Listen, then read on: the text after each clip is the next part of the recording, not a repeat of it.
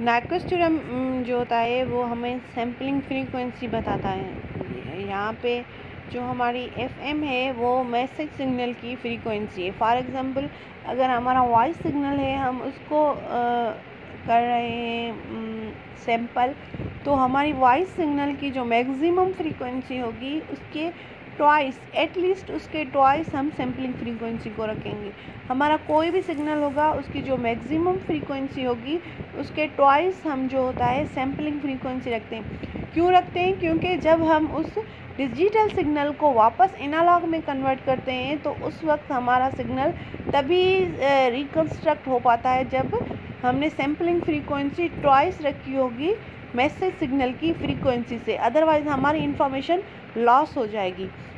तो Nyquist theorem क्या कहता है? In order the samples represents correctly the analog signal, the sampling frequency must be greater than twice the maximum frequency of analog signal। मतलब जो हमारे analog signal की frequency होगी sampling frequency उसके ट्वाइस होगी या ग्रेटर देन ट्वाइस होगी। The limiting frequency to FM is called Nyquist rate. Limiting frequency मतलब घट में घट कम से कम ये फ्रीक्वेंसी होनी चाहिए, और फ्रीक्वेंसी से बढ़ाएंगे तो हम जब रिकवर करेंगे एनालॉग सिग्नल को वापस तो हमारा जो होगा रिजल्ट जो होगा वो बेटर होगा। अच्छा, अलियासिंग क्या होता है? अलियासिंग ये होता है कि हमारी उसमें जो होता है अगर हम सैम्पलिंग रेट को कम रखते हैं, जो हमारी एनालॉग सिग्नल की फ्रीक्वेंसी होती है और हमारी जो सैम्पलिंग फ्रीक्वेंसी होती है, अगर वो सैम्पलिंग फ्रीक्वेंसी कम होती है एनालॉग सिग्नल की फ्रीक्वेंसी तो हमारी अलियासिंग अगर होती है। उस अलियासिंग में क्या होता है कि हमारी इन्फॉर्मेशन जो होती है वो लॉस हो जाती है। जैसे अब हमारा ये जो एनालॉग सिग्नल है, अलियासिंग इन टाइम डोमेन क्या है? ये जो हमारा सिग्नल है x2 ऑफ t, ये जो x2 ऑफ t है ये हमारा ओरिजिनल सिग्नल है, इसकी फ्रीक्वेंसी जो है वो ज़्यादा है। और अब इसके हिसाब से हमने सैम्पल्स कितने लिए? 1, S1, S2, S3, S4, S5, हमने टोटल 5 सैम्पल्स लिए। मतलब हमने नाइक्वेस्ट थ्योरम को फॉलो नहीं किया। अब हमने नाइक्वेस्ट थ्योरम को फॉलो नहीं किया तो हमें ये जो x1 ऑफ t मिला है, ये x1 ऑफ t हमारा पहले हमने इसको डिजिटल में कन्वर्ट किया, वापस एनालॉग में जब कन्वर्ट किया तो हमें वैसा सिग्नल नहीं मिला जैसा हमारे पास पहले था। तो क्या हुआ? हमारी इन्फॉर्मेशन लॉस हुई। इन्फॉर्मेशन जब लॉस हुई तो मतलब हमारी जो है अलियासिंग अकर हुई। अलियासिंग यही होता है कि जब हमारी इन्फॉर्मेशन लॉस होती है, जब हम नाइक्वेस्ट थ्योरम को फॉलो नहीं करते तो उसमें हमारी इन्फॉर्मेशन लॉस होती है, उस लॉस को हम कहते हैं अलियासिंग।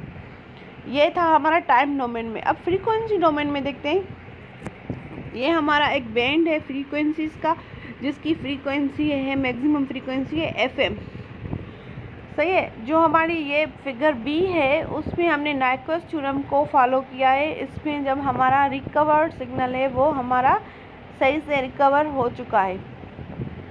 उसके बाद हमारा ये यहाँ पे हमने जो सैम्पलिंग फ्रीक्वेंसी ली है वो FS लिया है, बिल्कुल बराबर लिया है FM के, इसलिए ये हमारे पास ये एक साथ आ रहे हैं। और ये जो फिगर D है इसमें हमने सैम्पलिंग फ्रीक्वेंसी उससे भी कम ली है, जो हमारा जो हमारा सिग्नल की फ्रीक्वेंसी है, एनालॉग सिग्नल की फ्रीक्वेंसी है, सैम्पलिंग रेट उससे भी कम लिया है। तो ये जो है हमारे बैंड्स एक दूसरे के साथ ओवरलैप कर रहे हैं, और ये जब ओवरलैप कर रहे हैं तो इसमें इंफॉर्मेशन हमारी लॉस हो रही है। तो मतलब इसका पूरी फिगर का मतलब ये है कि हम अगर sampling frequency greater than message frequency रखेंगे तो ये जो हमारा सही से फिगर B में शो कर रहा है कि ये हमारा सही से रिकवर हो जाएगा। अगर हम उसको एग्जैक्टली उसके साथ रखेंगे, 2 FM के बराबर रखेंगे तो भी हमारी इंफॉर्मेशन लॉस नहीं हो रही, ये आ रही है इंफॉर्मेशन। अगर हम लेस देन रखेंगे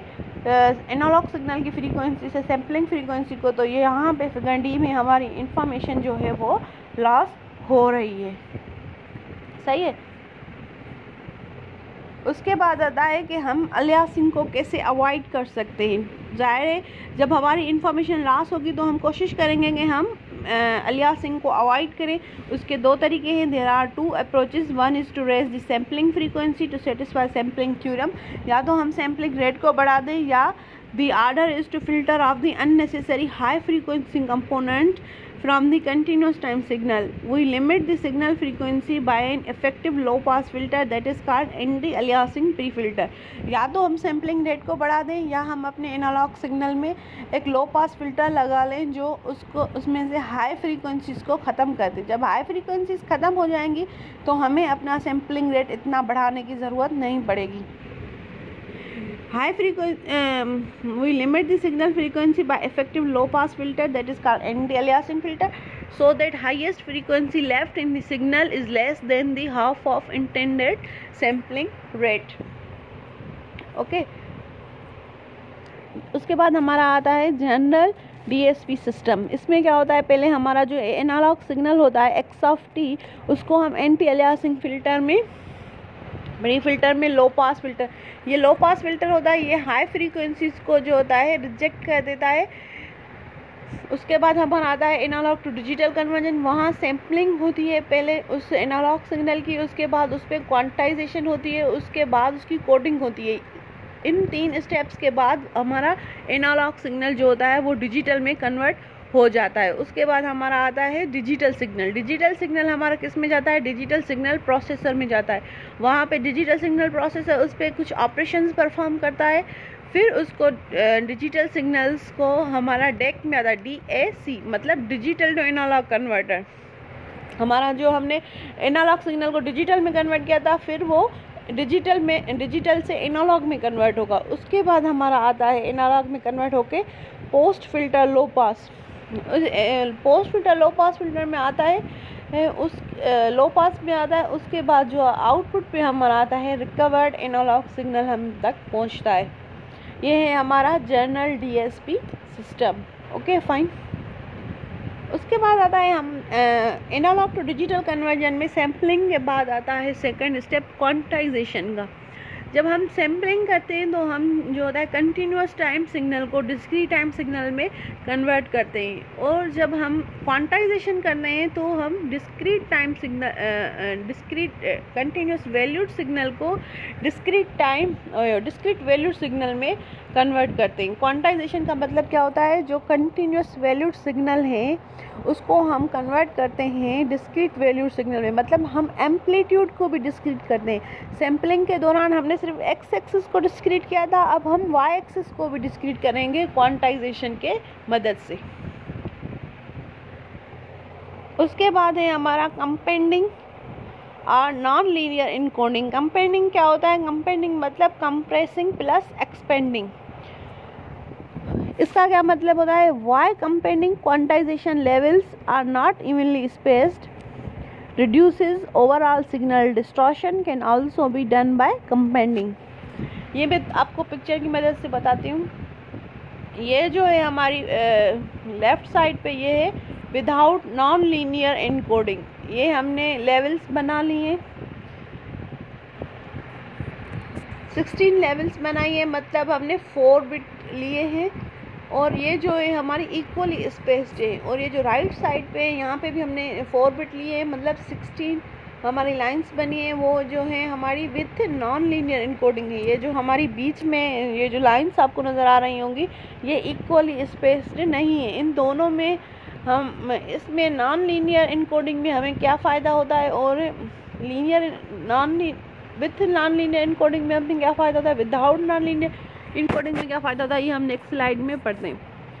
ये जैसे ही हमारा एक स्ट्रॉन्ग सिग्नल है, ग्रीन वाला ये जो है हमारा स्ट्रॉन्ग सिग्नल है, और ये जो लाइंस हैं ये हमारे क्वांटाइजेशन लेवल्स हैं।